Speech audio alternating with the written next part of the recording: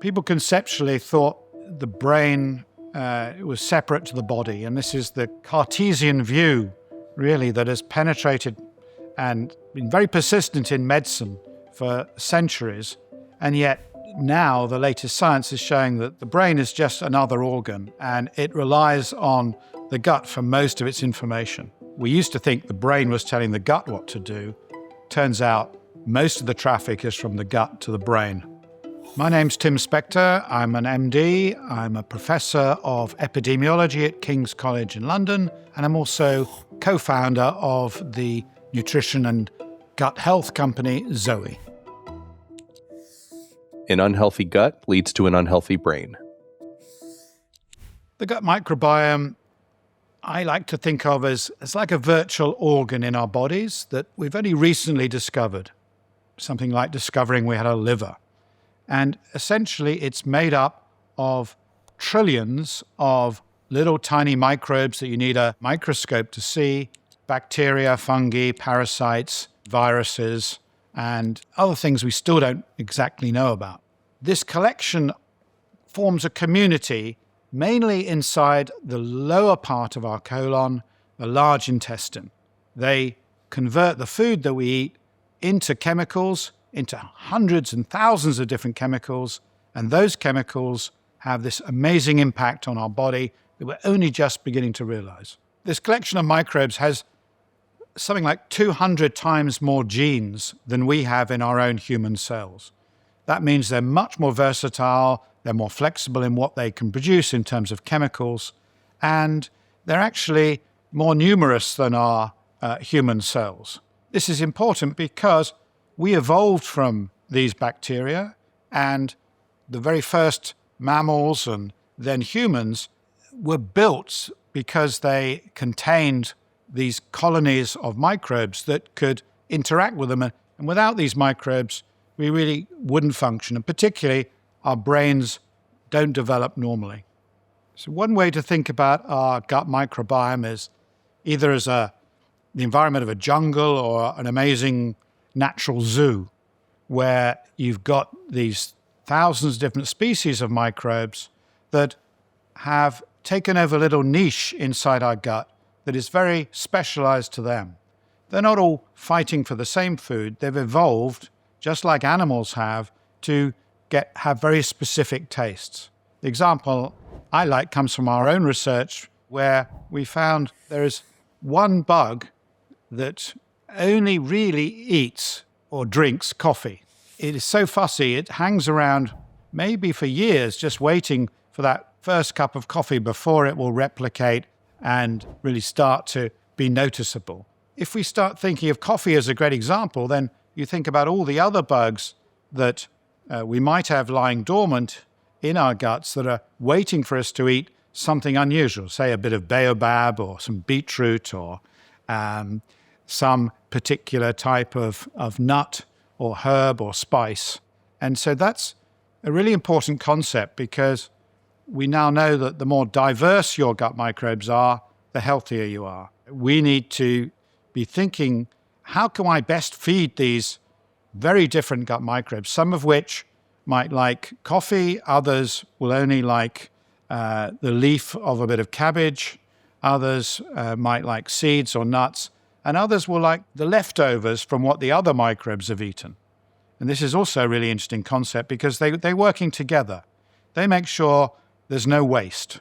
They are these perfect ecological beings, so that the concept of waste doesn't really exist. And what they've shown in some mouse studies is that if you have a really strong colony of gut microbes that are very diverse, then you eat your standard diet, you have no waste left over. But if you only have a few microbes, rather poor colony, they're not very well diversified, you get leftovers. And when you get the leftovers, then you get what we call the bad bugs will eat those because they've got something to eat. So a really good, healthy colony of microbes, like a zoo, is one where all the animals have a role, they've got something to eat, there's no real waste, and everything is used up.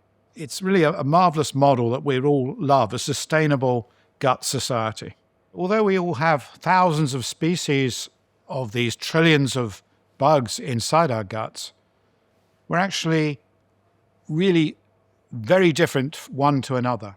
And this is because as kids, when we're born sterile. So it's slightly random which microbes end up colonizing our own colons. And it turns out that the average person only shares about 20% of their gut microbes with another. And even in identical twins, they don't share many more than that. So it's a process that's part random, part designed that way, and not very genetic. This means that we all have a different set of microbes producing slightly different functions. Until recently, we didn't really know how good bugs and bad bugs were interacting.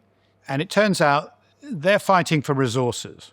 The good bugs, these are ones that eat your, for example, plants and change those plants into healthy chemicals that your body can then use. If they do well, they leave no food left over for the bad bugs, by which we mean bugs that increase when you have a bad diet with fast foods and burgers, etc., lots of fat. Those ones will increase and cause bad outcomes. So it turns out that if you're only having a good, diverse diet, there's very little waste to supply the bad bugs. This concept has changed quite recently because we used to be thinking, okay, how do we get rid of the bad bugs that are causing inflammation, irritation in there? But now we know it's focusing on the good. It's increasing those guys as much as possible, essentially giving them a greater diversity of food so that everybody gets something to eat, and we can really use the full armory of all those good microbes to produce the biggest possible array of chemicals that the body can then use in the best way. When I started this research, we thought that the gut microbiome was really just involved in things like obesity and metabolism, and it's only recently we've realized that it does so much more. I like to think of it really interacting in sort of three key parts of the body. Yes, it does influence metabolism, energy levels.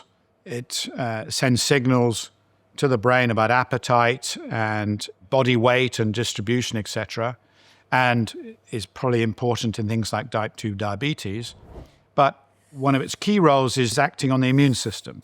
Our immune system is pretty crucial for virtually every common disease that we're encountering at the moment, from autoimmune diseases, food allergies, to things like preventing cancer by our immune cells killing off early cancers, and the aging process itself. So the immune system is a huge part of what the gut microbiome does, and without a really good microbiome, you can't have a good immune system. The third key thing that the microbiome does is interact with our nervous system. And it does this through a huge network of nerves that are sometimes called our second brain. They're as big as a cat's brain, and they probably evolved around our intestine before even our brain was formed, as when we were in the womb. And this network of nerves connects to the brain primarily through the vagus nerve. This is like a fast internet cable that picks up what's going on in our gut microbes through the gut lining, picking up signals in every single layer of the gut. So right through to the tiny connections right on the inside of the mucosa, through every layer. So they are actively sensing everything that's going on there. All these neurons interconnect. They're picking up signals from the gut microbes that are sending chemicals such as short-chain fatty acids, what they make when they break down fiber. They might be getting them directly from the microbes or from the cell wall of the microbes. They might be getting it from some hormones that the microbes are making, these endocrine hormone sensing cells in the gut lining, like GLP-1, that's people now know is how Ozempic works. They're picking up hostile chemicals, good chemicals. Everything is going through to these little tiny neuron endings, And they're being fed into this vagus nerve through this incredible cable to our brain, where it tells the brain what's going on. This discovery has really changed our whole idea of the gut-brain axis, because we used to think the brain was telling the gut what to do. Turns out most of the traffic is from the gut to the brain. Many people have vaguely heard about inflammation. I was unusual because as a kid, I heard about it a lot because my father was a professor who focused on inflammation. Before it was trendy, and it was trendy briefly, then it went out of fashion. Now it's definitely back, and everyone needs to know what it means. It's a normal response we all have to a threat in our bodies, whether it's stress or it's an infection or something alien to us. Our body responds. It sends all these white cells from our body to that site and triggers a whole careful reaction that gets rid of that threat as quickly as it can and goes back to normal. Now, we currently have a problem of what's called chronic inflammation, which means it lasts too long. So instead of getting a brief spike of inflammation in response to a threat, say some bad food that returns to normal, our bodies have become in some way changed so that that threat level stays up. So we are suddenly going through life at a threat level that isn't our baseline. That may be due to our environment of terrible food. It could be due to pollution, pesticides, all kinds of things, but it could be due to our stressful lives and social media. Whatever the cause, it's true that in the West, we have stress levels based on the levels of inflammation of our immune system that are higher than you would find in Africa or India or where our ancestors came from. I also learned a lot of it because I was a rheumatologist originally in one of my early careers before I changed several times, and saw patients with rheumatoid arthritis, autoimmune disease who suffered a lot. And they were constantly tired because of the inflammation in their joints, which spread to their bloods. I didn't think much about it because we thought they were tired and depressed because their joints hurt. And that's really what we were told. Oh, it's normal they are tired and depressed. They've got quite bad crippling arthritis. But it turns out it was just the reaction in the brain to what was going on in the rest of the body. We now know that many mental health problems, virtually all of them that have been studied so far, have above average levels of inflammation, and they also have abnormal gut microbes.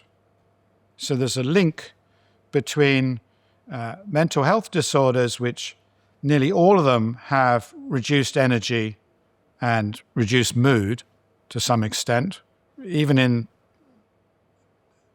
forms like psychosis and schizophrenia, or even in ones you don't regard as mental health, but brain problems like epilepsy or migraine. This is also true. So there's a general increase in inflammation in the blood. There's also a general abnormality of the gut microbes compared to people who don't have any mental health problems. So we're seeing this picture developing whereby we are getting much more common ground to explain this explosion in mental health problems that's based not on the old theory of a deficiency in certain brain chemicals or an excess of brain chemicals, but due to this underlying inflammation, which probably starts in the gut and then sends those signals to the brain. So an obvious question is, where does this inflammation come from? What's triggering the body to, in a way, overreact and keep overreacting to stimuli rather than dealing with the problem, getting rid of it, going back to the base state, which is what we know that our healthy ancestors had? Inflammation is both a cause and a consequence of many things we're talking about. The most obvious cause in the West of this pandemic of mental health problems is the fact that since the 1970s, we've been eating an increasingly bad diet. The standard American diet, the SAD diet, which is denuded of fiber, it's plenty of saturated fats, and it's full of ultra-processed food, all of which have been shown in particularly mouse models to cause inflammation in the gut of those mice, leads to many more bad bugs compared to good bugs. There's not much for the good bugs to eat. The bad bugs take over. They like an inflammatory environment, and they actually produce chemicals that will stir up the gut lining and that environment to, in a way, be more toxic and raise the levels of the immune cells in the body that think, in a way, they're infected or diseased in some way. So I think that's the unifying idea of how bad food on a long-term basis causes this increase in the immune cells, which you've got to remember that the gut microbes, probably by evolution, are there to pick up signals from the environment, tell the brain that can't really see outside the little skull what's going on, gives it an idea of what's going on. It's this consciousness, and it's picking up these signals. And if those signals are bad food, inflammation, heightened fear, it's like, gosh, there's something bad going on here. Let's signal that back to the brain. What does the brain do? It goes into some sort of lockdown mode, a sickness behavior, some people call it, which is quite natural. It's getting a signal from its main communicator, the gut, along the vagus nerve. It tells it all kinds of shit is happening down here. This is not good. We're getting really bad signals. How do we react in evolution? We'd say it's like an infection. We lower our mood, we lower our sociability, we lower our activity. We tell the body we're tired, so we rest. And that's what you get: fatigue, mood change, and all the other associated factors. And you end up with what we're calling depression. That's my way of thinking about this problem for perhaps the commonest factor that's changed in our lives in the last 50 years, and particularly why in kids we're seeing this pandemic at the moment. Kids that have had mothers that had terrible diets that passed that on to the kids, and then basically they've had ultra-processed foods for the whole of their lives without ever having any real food to nourish the few good microbes there are. Only the bad ones have been surviving in that jungle, just on the fats and the scraps and the artificial sweeteners and the chemicals, etc. So I think that, for me, is the key model. You can also think of other ways that you might get inflammation. And my research in this area is not that I've done it myself, but looking at the literature, is that many of the risk factors for mental health disorders are all the same. So it doesn't matter which of these so-called 300 different disorders you have, the risk factors are the same.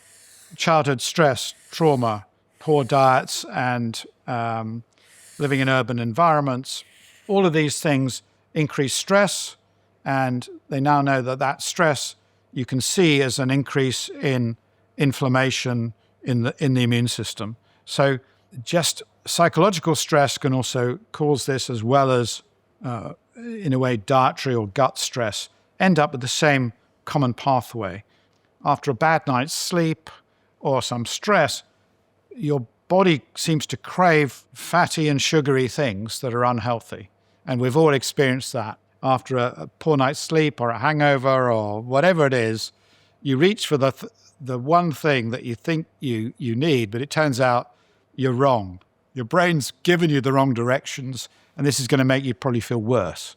So this sort of explains this loop people get in, particularly with depression or anxiety. The brain is telling them to do one thing that actually is making it worse. And so it really explains why people with low mood and depression end up eating badly and can't get out of it, and it's making them worse. I hadn't really thought about the gut-brain connection quite as much, but about 9 years ago, my mother suffered a stroke. She ended up in a care home with dementia. Each time I visit her, I am reminded of the fact that so many of us now are potentially facing this fate in old age. And it's not something that anyone really wants. Dementia is probably the worst way to go. So it's made me think about this more and start to look how my own research could potentially have an impact or help not only myself but other people prevent dementia or at least delay it considerably. It turned out my mother, with her stroke and subsequent acceleration of dementia, probably had what's called vascular dementia, which is a fairly general term that affects about 1 in 3 people who get dementia. It's the second commonest form, and it tends to occur in phases, so that the blood supply to the brain is getting progressively diminished and knocked off, probably by atherosclerosis in the arteries supplying the brain. The other type of dementia that many people hear about is Alzheimer's, which is probably the commonest form of dementia, perhaps affecting 60% of all cases. And it can start in a similar way with loss of memory or cognitive function, and then progresses at usually a more sustained pace that doesn't have these separate phases. And that's caused slightly differently, it being distinguished by having these protein folds in the brain, these amyloid and these tau proteins that have led to some of the damage in the brain as the brain has been shrinking. Now, we don't know they are causal. It could be that these proteins just are part of the damage after it's occurred, but we believe that there are some common causes of both these types of dementia, that the risk factors seem to be quite similar. In both cases, we can link this back to poor gut health. The picture of gut health that where you have a low ratio of good to bad bugs, you've got poor diversity of species, and you've got an inflammatory component going on there, is a major risk for both types of dementia, as is things like type 2 diabetes, which probably involves the energy supply to the brain, which affects both. So for practical purposes, you should be trying to prevent both kinds of dementia because they have a big overlap in the causes, although they can look very different at the end. So we have gut microbes all through our intestinal tract, and that really means from our mouth to our anus. And some bits are harder to access than others. It's very hard to know what's going on in the middle bit, the small intestine, because it's very hard to reach. And so we rely generally on what's happening in stool samples, but we also can look at what's happening in our mouths, our saliva, which is teeming with microbes that are there basically to protect us, but also start the first bit of digestion of food. And just like in our colon, there's a little colony of microbes there that interact with each other, and you have good ones and you have bad ones. And if you provide an environment that doesn't clear away your food, leaves food waste, the bad bugs will accumulate and they can lead to inflammation. And this tends to happen at the interface between your teeth and your gums.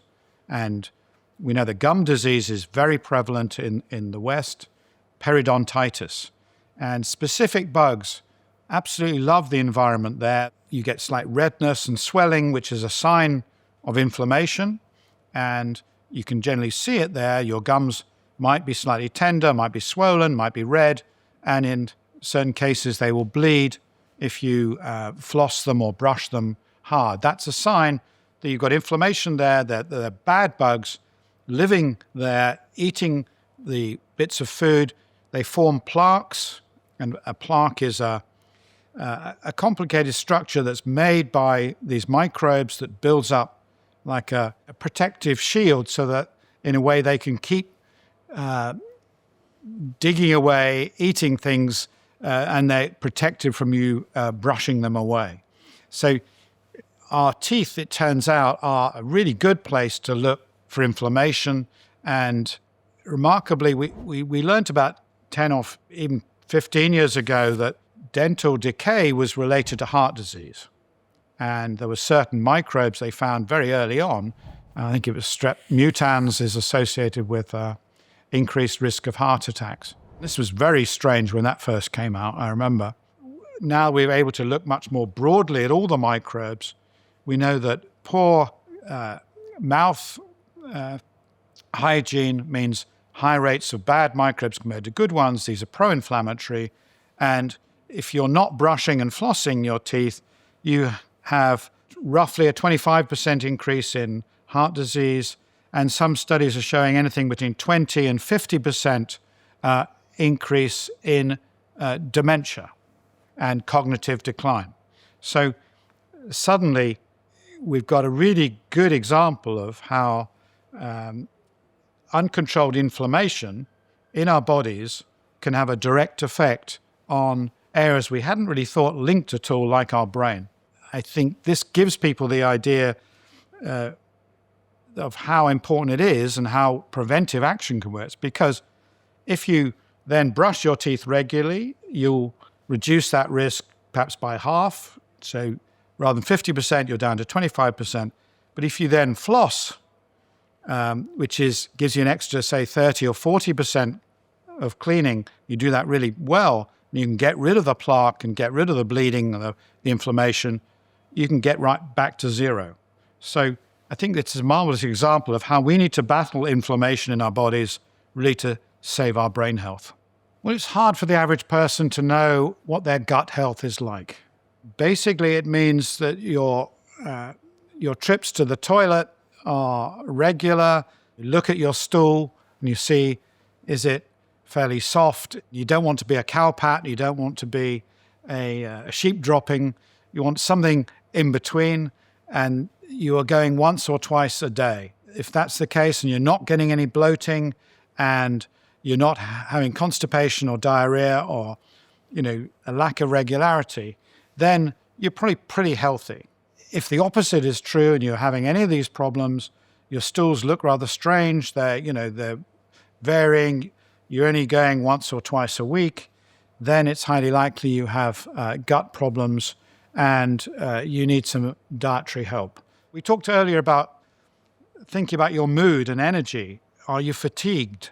Is your mood lower than it should be? Are you getting some bloating? These are signs you do have gut health issues, and you should address them. Improving your plant intake will improve your fiber, do a bit of exercise, have some more water, etc.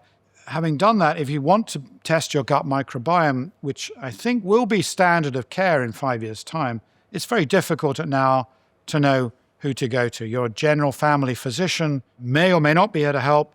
A functional medicine doctor probably will, and we're seeing more of those, more holistic type of doctors appearing. But it's not something that's very easy to do. But I think a good gut microbiome test is much more useful to you than getting your genes tested or your DNA. It's really your metabolic blood pressure. If your gut health is good, most of the rest of you is going to be pretty good. And if it's bad, you're going to have problems.